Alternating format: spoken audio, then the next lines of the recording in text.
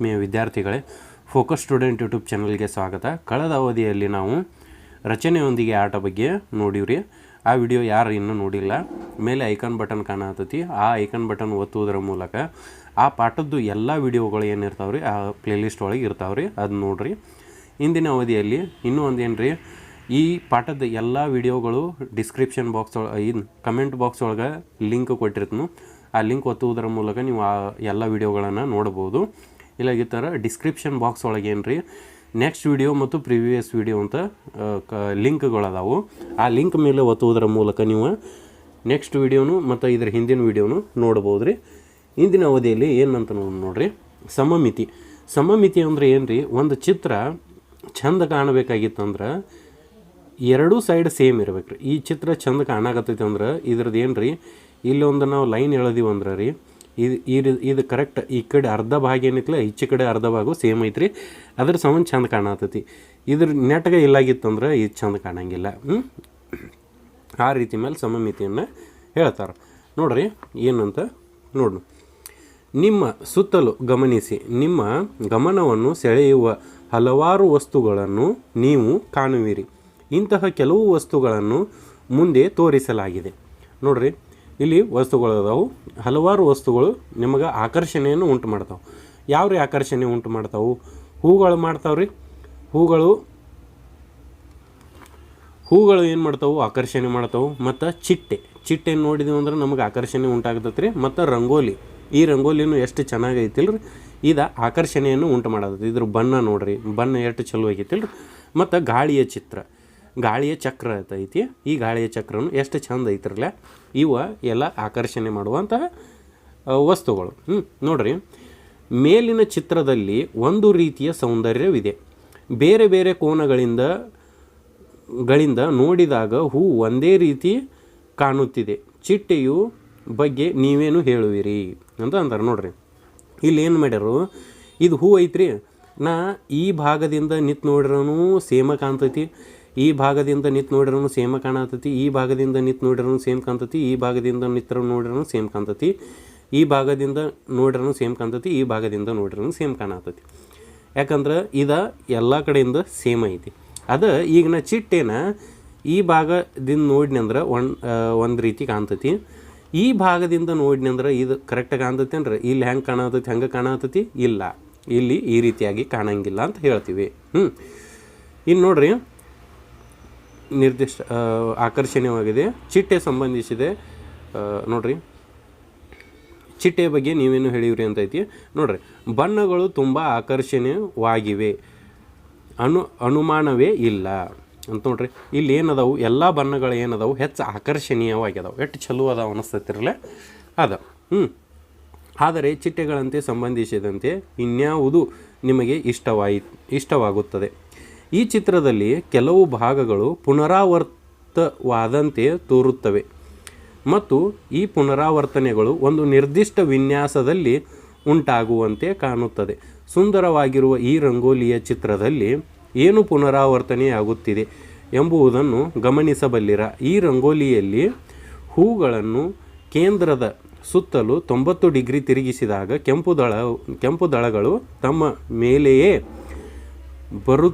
ಬರುತ್ತಿವೆ ಮತ್ತು ರಂಗೋಲಿಯ ಇತರ ಭಾಗವು ಸಹ ಹಾಗೆಯೇ ಪುನರಾವರ್ತನೆಯಾಗುತ್ತಿವೆ ಅಂತ ಐತಿ. ನೋಡ್ರಿ, ಈ ಹೂ ಹಿಂಗೈತಿ, ನಾ ಇದನ್ನು ಈ ರೀತಿಯಾಗಿ ನಡು ಭಾಗ ಮಾಡ್ಕೊಂಡೆ ತಿಳ್ಕೊರಿ.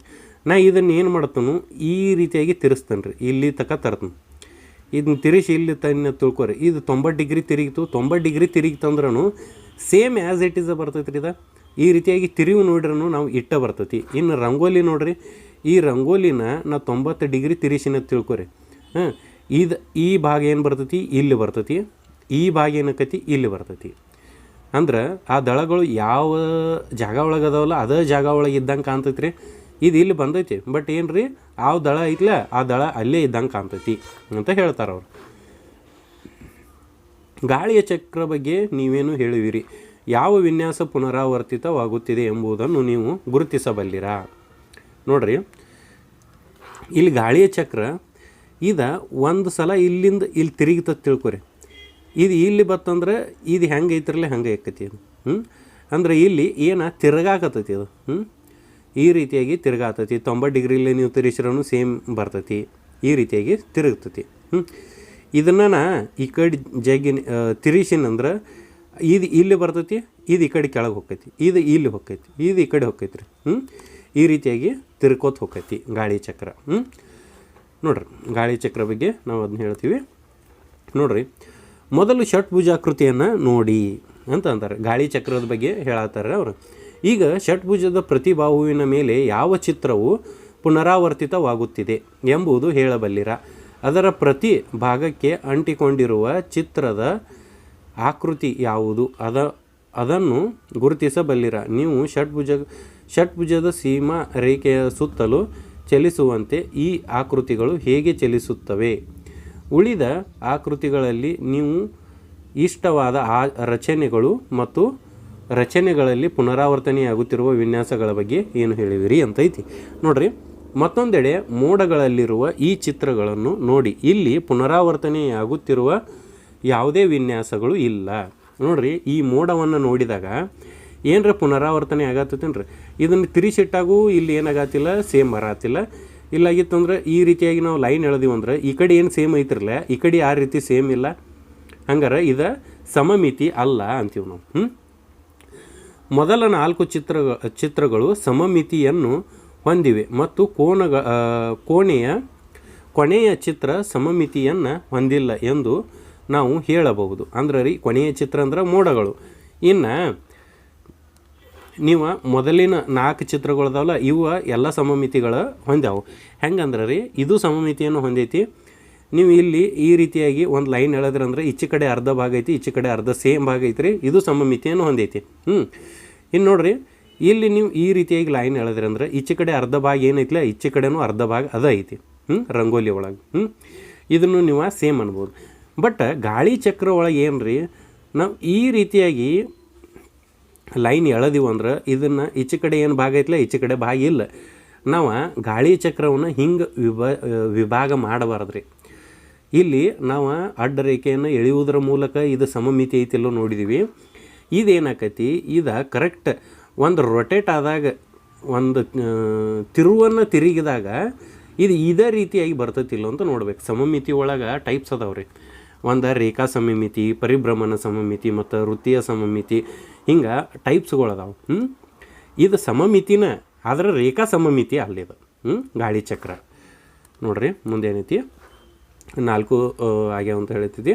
ಒಂದು ನಿರ್ದಿಷ್ಟ ಆಕೃತಿಯನ್ನು ನೋಡ್ರಿ, ಒಂದು ಆಕೃತಿಯ ಭಾಗ ಅಥವಾ ಭಾಗಗಳು ನಿರ್ದಿಷ್ಟ ವಿನ್ಯಾಸದಲ್ಲಿ ಪುನರಾವರ್ತನೆ ಆಗುತ್ತಿದ್ದರೆ ಅದನ್ನೇನಂತೀವ್ರಿ ನಾವು ಸಮಮಿತಿ ಆಕೃತಿ ಅಂತೀವಿ.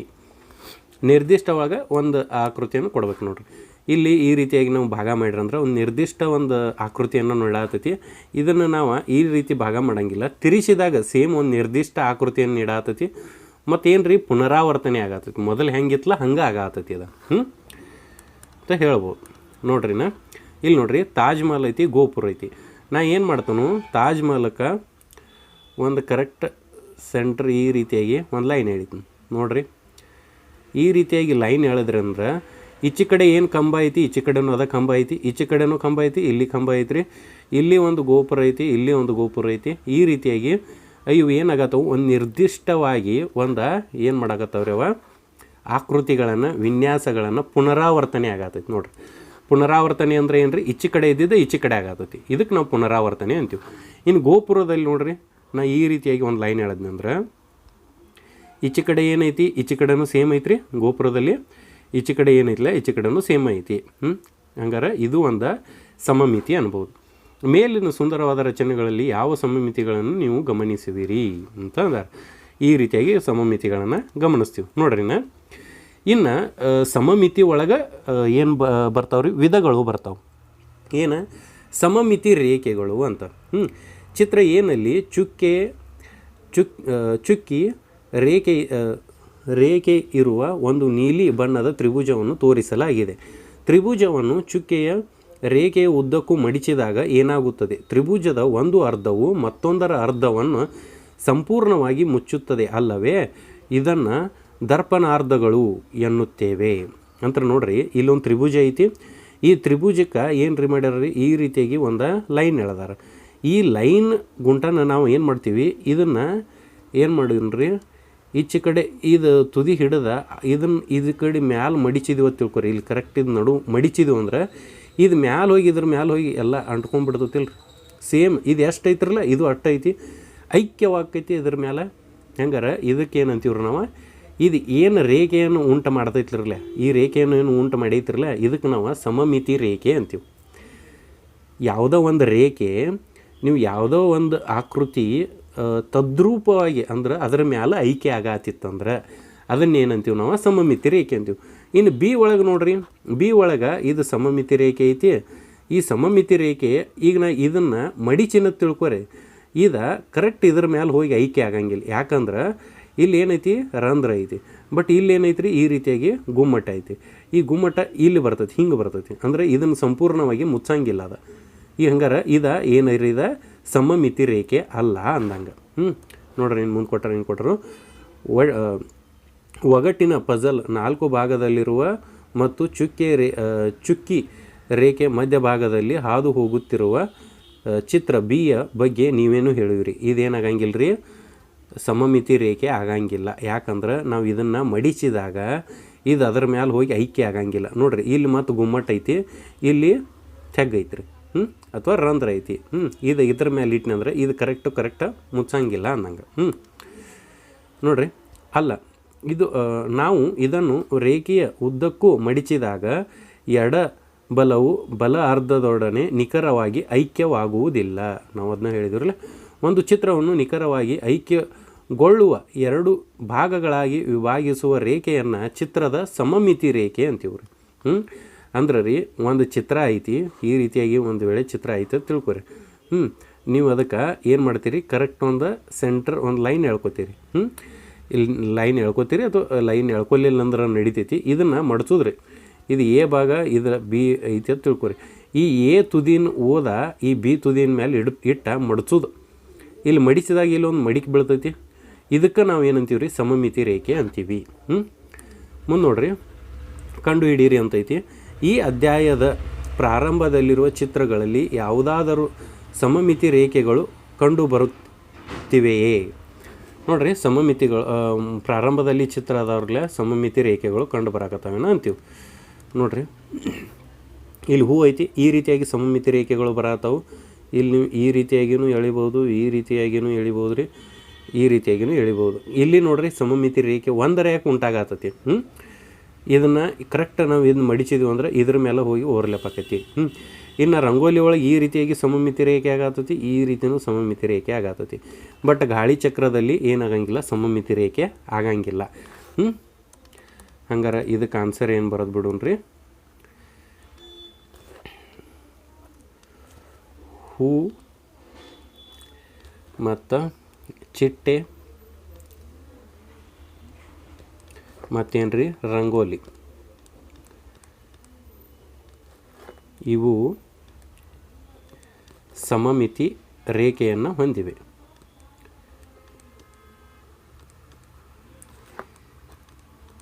ರೇಖೆಯನ್ನು ಹೊಂದಿವೆ. ಗಾಳಿ ಚಕ್ರ ಹೊಂದಿಲ್ರಿ, ಅದರ ಸಂಬಂಧ ಅದನ್ನ ಬಿಟ್ಬಿಡ್ನು. ಇನ್ನು ಮತ್ತೊಂದು ಏನಂದಾರ ಅವ್ರ, ಮೋಡದ ಚಿತ್ರದಲ್ಲಿ ಇದರ ಬಗ್ಗೆ ನೀವೇನು ಹೇಳಿದಿರಿ? ಮೋಡದ ಚಿತ್ರದಲ್ಲಿ ನಮಗೇನ್ರಿ ಸಮಮಿತಿ ರೇಖೆಗಳು ಕಾಣುವುದಿಲ್ಲ. ಮೋಡದ ಚಿತ್ರದಲ್ಲಿ ಸಮಮಿತಿ ರೇಖೆಗಳು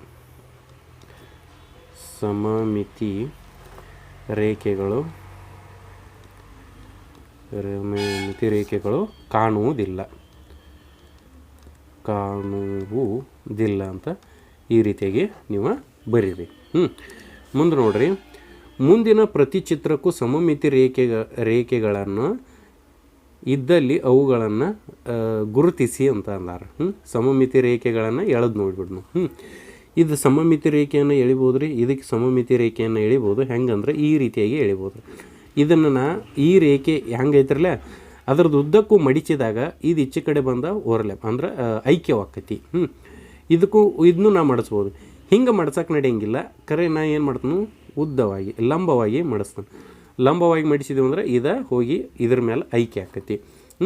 ಇದನ್ನು ಹೆಂಗೆ ಮಡಿಚಿರೋನು ಐಕೆ ಆಗಂಗಿಲ್ಲ. ಅದ್ರ ಸಂಬಂಧ ಇದನ್ನ ಬಿಟ್ಬಿಡ್ರಿ. ಇನ್ನು ನೋಡ್ರಿ, ಇದು ಇಲ್ಲಿ ಏನಾಕೈತಿ, ಐಕೆ ಆಕೈತಿ. ನಾ ಇದು ಹೆಂಗೆ ಐತಿಲ್ಲ, ಇದ್ರ ತಕ್ಕಂಗೆ ಮಡಿಚಿನ ತಿಳ್ಕೊರಿ, ಈ ಭಾಗ ಈ ಕಡೆ ಬಂದ ಇದು ಐಕೆ ಆಕೈತಿ. ಇನ್ನು ಇದು ಆಗಂಗಿಲ್ಲ. ಇದ್ರೊಳಗೆ ನಾ ಯಾವುದೇ ರೀತಿಯಾಗಿ ಇದು ಮಾಡಿದ್ನಿ ಅಂದ್ರೂ ಆಗಂಗಿಲ್ಲ ರೀ. ಇದು ಆಗಂಗಿಲ್ಲ. ಈ ರೀತಿಯಾಗಿ ನೀವು ಇದನ್ನು ಬರೀರಿ. ಮುಂದಿನ ಅಭ್ಯಾಸವನ್ನು ಮುಂದಿನ ವಿಡಿಯೋ ಒಳಗೆ ನೋಡೋಣ. ಇನ್ನೂ ಯಾರು ಚಾನಲ್ನ ಸಬ್ಸ್ಕ್ರೈಬ್ ಮಾಡಿಲ್ಲ, ಸಬ್ಸ್ಕ್ರೈಬ್ ಮಾಡಿರಿ. ಸಬ್ಸ್ಕ್ರೈಬ್ ಮಾಡೋದ್ರಿಂದ ನಿಮಗೆ ಹೊಸ ಹೊಸ ವಿಡಿಯೋಗಳು ದೊರೀತಾವೆ. ಹೊಸ ಹೊಸ ವಿಡಿಯೋಗಳು ದೊರೆಯೋದ್ರ ಜೊತೆಗೆ ನಾವು ಹೊಸ ವಿಡಿಯೋವನ್ನು ಹಾಕಿದಾಗ ನೋಟಿಫಿಕೇಷನ್ ಬರ್ತಾವೆ ಮತ್ತು ಹಾಗೆ ನಮ್ಮ ಪ್ರೋತ್ಸಾಹನೂ ದೊರೀತಿದ್ರಿ. ಧನ್ಯವಾದಗಳು.